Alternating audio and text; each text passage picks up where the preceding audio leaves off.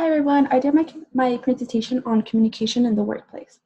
So communication is the means through which information is transmitted from one person or group to another. And in order for an organization to be productive or operate smoothly, it is crucial for the organization to have effective communication.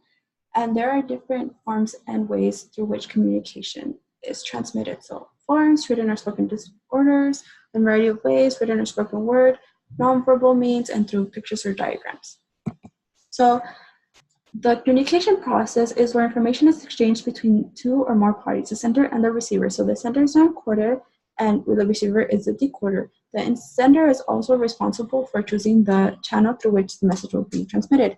And then in the flow of communication, there are three types of communication. Upper communication, which is subordinate communicating to superior. There's downward communication, where the superior is communicating to subordinate. And lateral communication, where communication is between colleagues at the same level.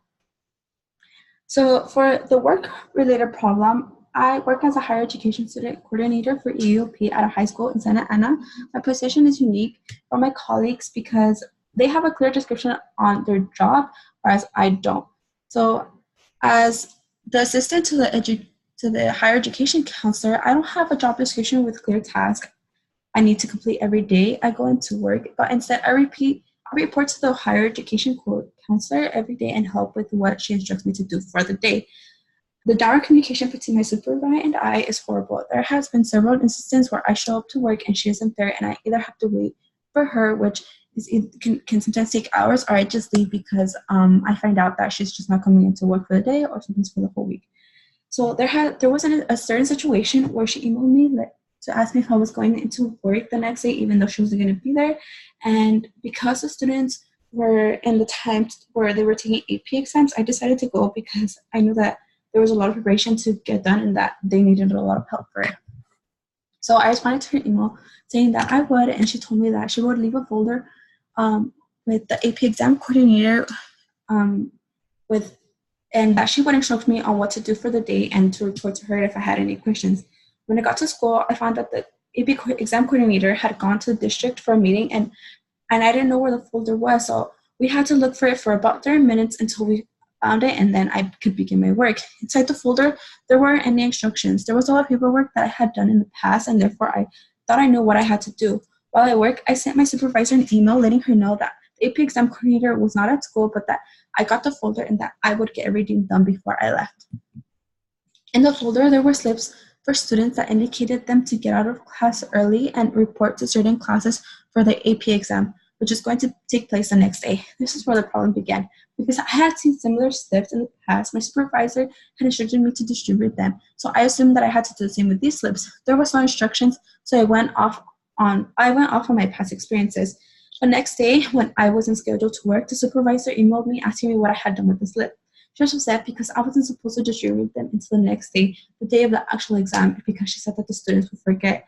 And so therefore, she was upset because she had to redo all of it and then distribute it again. And so the fault fell on me, and I was very upset because similar situations like this had already happened before in the past.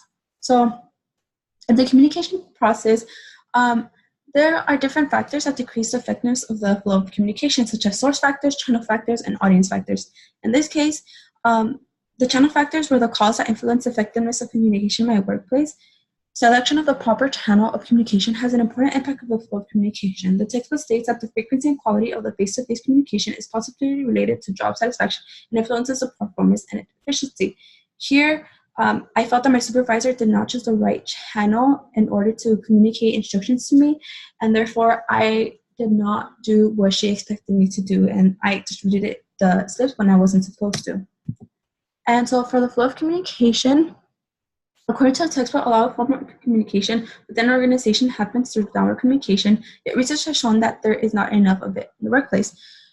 So this was the case for my work-related problem. There was not enough downward communication between my supervisor and me.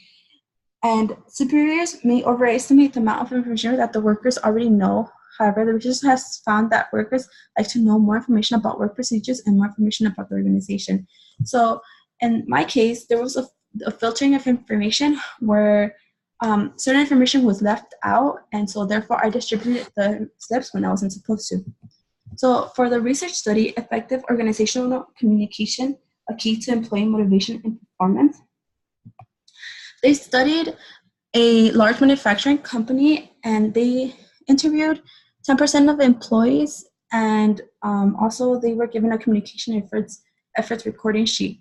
So their goal was to explore the overall impact of relationship between organizational communication and motivation practices on employee performance. They found that the company implements a lot of different effective communication practices that contribute to the motivation of its employees.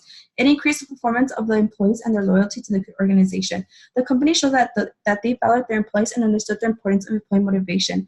So the effective communication helped to improve their employees' motivation and performance. So how would I solve this problem? By increasing downward communication. So for that, I would implement employee surveys to know what the employees' attitude about the communication in their workplace and get their feedback. I would also make sure that to educate the employers about the different channels of communication that there are, and also the different communication types that there are, in order for them to use the correct one in different situations. I would suggest writing memos for clear instructions on certain tasks so that there's no misconfusion. Also, I would implement employee suggesting systems so that employees will be able to anonymously submit their ideas for improving the office at the end of each month. This will help superiors constantly know what they can fix and how their employees are feeling. So thank you for watching. That's the end of my presentation.